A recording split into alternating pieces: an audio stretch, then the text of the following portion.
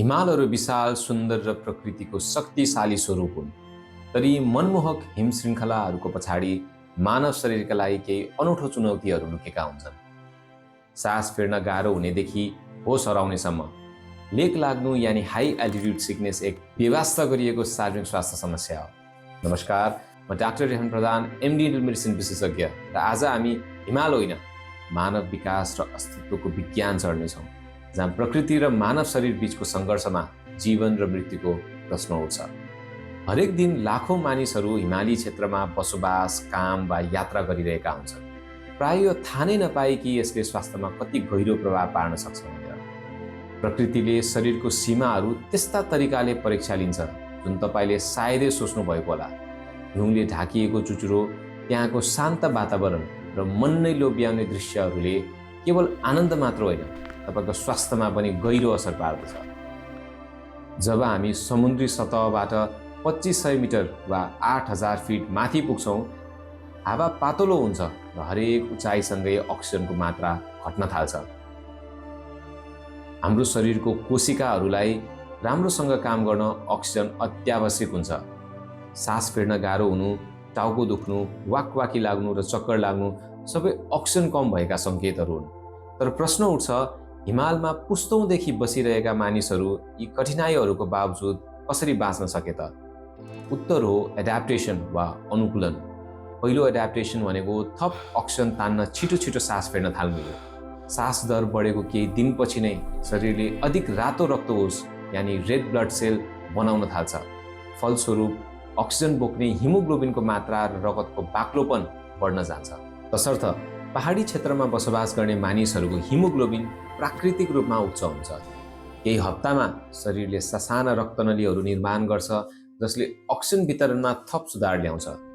हिमाली बासिन्दाहरूमा छालाको रङ रातो देखिनुको कारण पनि यही नै हो। साथै खेलाडीहरू उच्च भूमिमा आश्रय लिन्छन् जुन शरीरलाई नेचुरल रूपमा सुपरचार्ज गर्नु जस्तो हो। यस प्रकारको तालिमलाई लिभ हाई र ट्रेन लो भनेर पनि चिनिन्छ। हामी किन यति गहिरो रूपमा हिमालसँग जोडिएको छौँ? हिमालहरूले प्रारम्भिक मानव सभ्यतालाई सधैँ आकर्षित गरेका छन्। मानव जातिले पहाडमा केवल सर्भाइभ मात्र होइन, थ्राइभ पनि गरे। हजारौँ वर्षमा हिमालका तिब्बतीहरू, इथियोपियाका सेमियन हाइल्यान्डर्स र दक्षिण अमेरिकाका इन्डियन बासिन्दाहरूले उच्च स्थानमा बाँच्न अनौठो जेनेटिक विशेषताहरू विकास गरेका छन्। सबैभन्दा रोचक उदाहरण हो तिब्बतीहरूमा पाइने EPAS1 जिन, जसलाई सुपर एथलेट जिन पनि भनिन्छ। यसले उनीहरूलाई रगत खतरनाक रूपमा बाक्लो नबनाई अक्सिजन कम भए पनि सुरक्षित रूपमा बाँच्न मद्दत गर्छ। यही कारणले शेर्पाहरू अक्सिजनको न्यूनतामा पनि 30 केजीसम्म भारी बोकेर सजिलै उकालो चढ्न सक्छन्, जुन अक्सिजन लेभलमा हामी मध्ये धेरै सास फेर्न सङ्घर्ष गरिरहेका हुन्छौँ। यसको विपरीत इन्डियन्स हाइल्यान्डर उच्च हिमोग्लोबिनमा निर्भर हुन्छन्, जसले देखाउँछ कि एकै मानव प्रजातिमा पनि जीवनको लागि इभोल्युसनको बाटोहरू फरक फरक हुन सक्छन्, तर लक्ष्य एउटै, सर्भाइभल। तर जब शरीरलाई एड्याप्टेसनको समय दिइँदैन, एक्युट माउन्टेन सिकनेस वा AMS सुरु हुन्छ।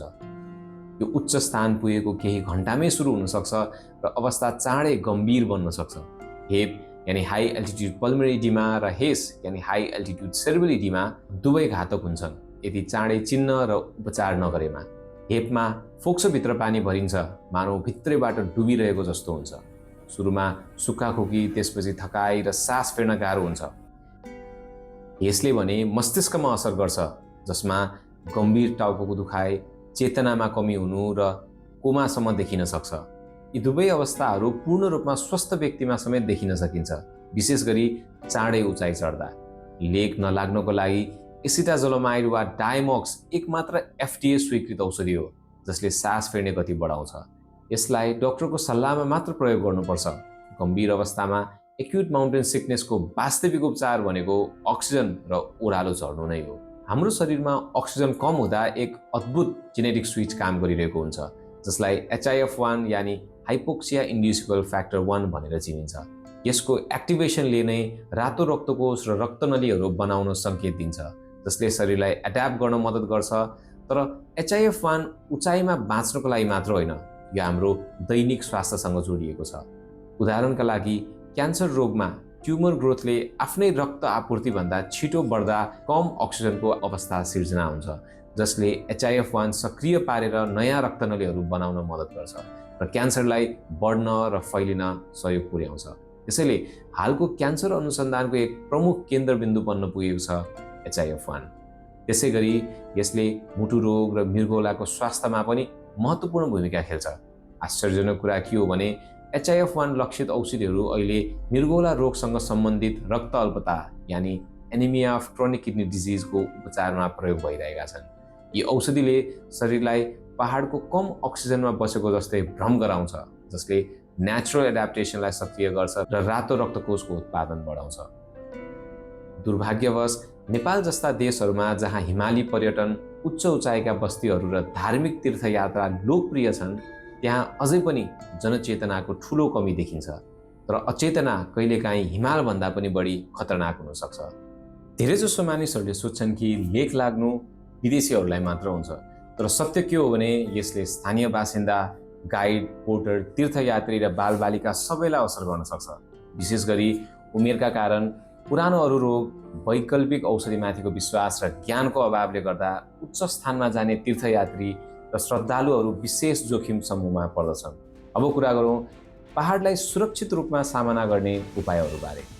बिस्तारै उकालो चढ्नुहोस्, शरीरलाई अनुकूलन गर्ने समय दिनुहोस्, दैनिक 500 मिटरभन्दा बढी उचाइ नचढ्नुहोस्, पानी प्रशस्त पिउनुहोस् र मदिरा वा धुम्रपानबाट टाढा रहनुहोस्। यीले सास फेर्ने क्षमता झन बिगार्न सक्छ।